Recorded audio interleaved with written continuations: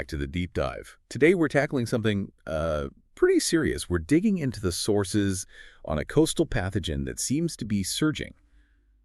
Vibrio vulnificus. You might know it as the flesh-eating bacteria. Yeah, and it's definitely timely. We're recording this on September 29th, 2025, and the numbers we're seeing are, frankly, alarming. Louisiana's already reported its fifth death this year, with 26 cases overall, all hospitalized. And Florida's not far behind. No, Florida's looking at 28 cases and also 5 deaths.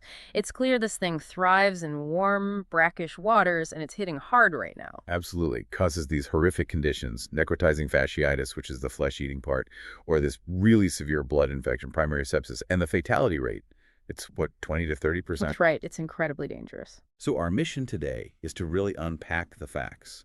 What are the real dangers? How does it actually spread? Who's most at risk? And what can you actually do to prevent it? We want you to have the solid information. And hey, if you appreciate this kind of in-depth analysis, you should definitely check out Mind Expansion Daily. That's our home base for all these deep dives. We put a lot of work into synthesizing this stuff. We really do. So if you find this valuable, please take a second right now and like and subscribe to Mind Expansion Daily. It helps us out a ton. And, if you feel like the insights we're sharing are useful, we'd be grateful if you considered buying us a coffee. There's a link for that right in the description. Yes, support really helps. And we genuinely want to hear from you. Did we get the summary right? Do you see it differently? Leave a comment below. Let us know what you think. We read them. And also, maybe tell us where you're listening from. We're trying to get a sense of our reach, aiming for worldwide. Awesome. Okay, so let's get into the science here. Vibrio vulnificus. How does this tiny organism cause such devastation? Okay, so first off, it's a bacterium. Specifically, it's a gram-negative curved rod, part of the Vibrionaceae family. But what really matters is its behavior, its ecology. It's what we call an opportunistic pathogen. Meaning it doesn't usually cause disease, but it will if it gets the chance. Exactly. And it's halophilic, meaning it loves salt, but not like full ocean salinity. Right, you mentioned brackish water. Yes. It thrives in those low salinity coastal waters, think estuaries, river mouths where fresh and salt water mix.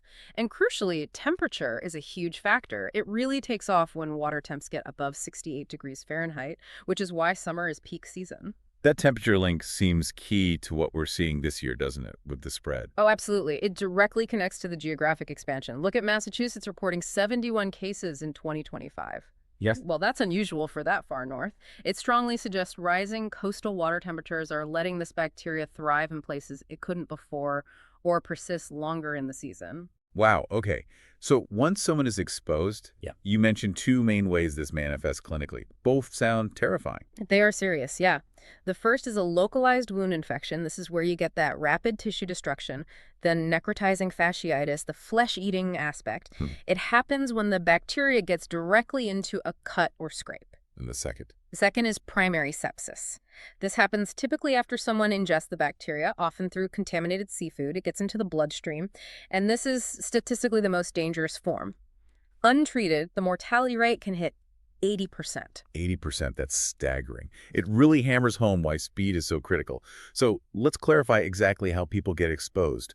Oysters always come up. Right. The ingestion route is very often linked to raw or undercooked shellfish, particularly oysters.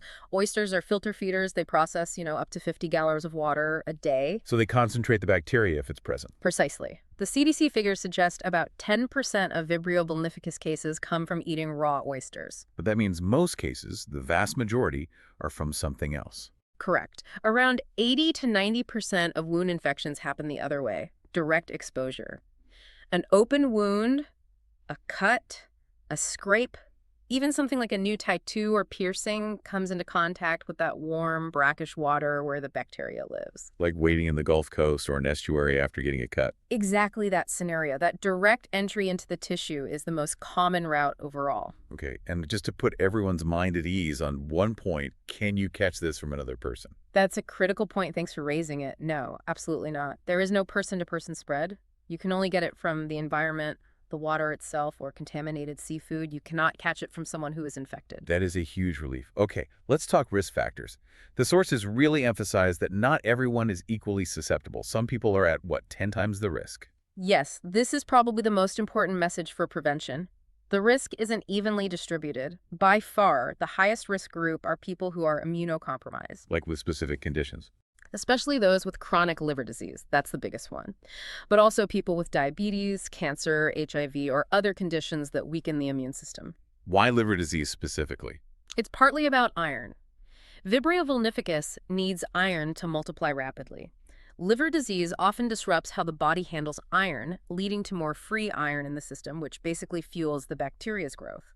Plus, liver issues impair the immune response.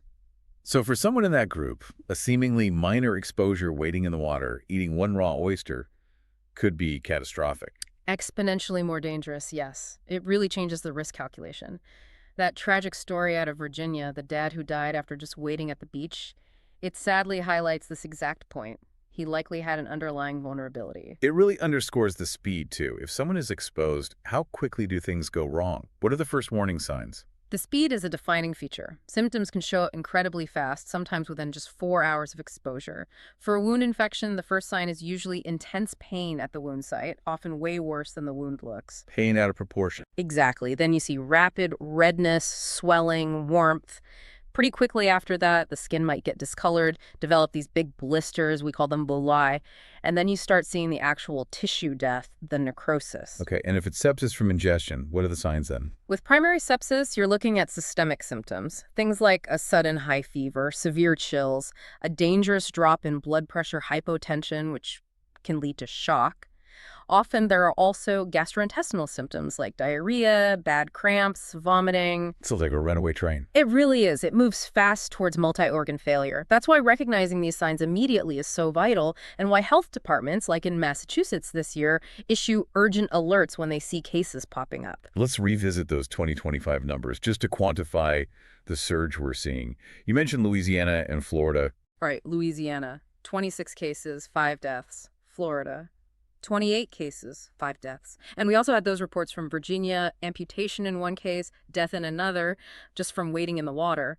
These aren't just isolated incidents. They point to a real increase compared to past years, likely fueled by those warmer waters. Which brings us to the crucial part. What can people actually do? Prevention and treatment. Okay, prevention focuses on blocking those entry points. First, seafood safety. Avoid raw oysters, especially if you're in one of those high-risk groups. Cook all shellfish thoroughly. The target is an internal temperature of 145 degrees Fahrenheit. Okay, cook your seafood. What about water exposure? If you have any open wound cut, scrape, blister, anything you need to keep it completely out of warm seawater, and especially brackish water, if you must go in or near the water, cover the wound entirely with a waterproof bandage. Change it if it gets wet. And for those high-risk individuals, the ones with liver disease or compromised immunity. For them, the advice has to be much stricter. Honestly, during the peak warm months, they should probably avoid wading or swimming in warm coastal waters altogether, especially brackish areas. Yeah. The risk is just too high. That makes sense. But what if prevention fails? Someone gets exposed, starts showing symptoms, you've stress speed. What's the medical response? Time is absolutely critical. Getting treatment early makes a massive difference. We're talking potentially going from that 20-30% fatality rate down to maybe a 20% fatality rate. So an 80% survival rate with prompt treatment. It requires really aggressive action. Starting with? Immediate 5E antibiotics, usually a combination therapy like doxycycline plus a drug called cefazodime to hit the bacteria hard. And if the tissue damage, the necrosis has already started? Then surgery is essential and fast. Doctors need to go in and surgically remove all the dead and infected tissue. It's called debridement. It has to be aggressive to stop the bacteria and its toxins from spreading further. And in the worst cases? In severe, rapidly progressing infections, yes, amputation might be the only way to save the person's life. Sometimes other things are used too, like hyperbaric oxygen therapy, to try and help the remaining tissue heal. Okay, so the takeaway here feels incredibly clear. This 2025 surge is real. Vibrio vulnificus demands awareness, super fast symptom recognition, and immediate aggressive medical help. Exactly. And stepping back to the bigger picture, this isn't just a few isolated bad luck cases.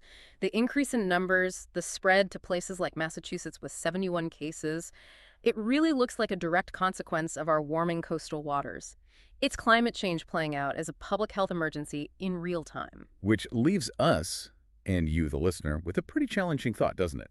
If global warming keeps pushing pathogens like this into new areas, making places we thought were safe potentially risky, how fast do our public health warnings need to adapt? And what does it mean for how we use our coasts? For recreation, for fishing, for just living near the water? If the risk profile keeps changing, how do we adjust? Something definitely worth thinking about next time you're planning a beach trip.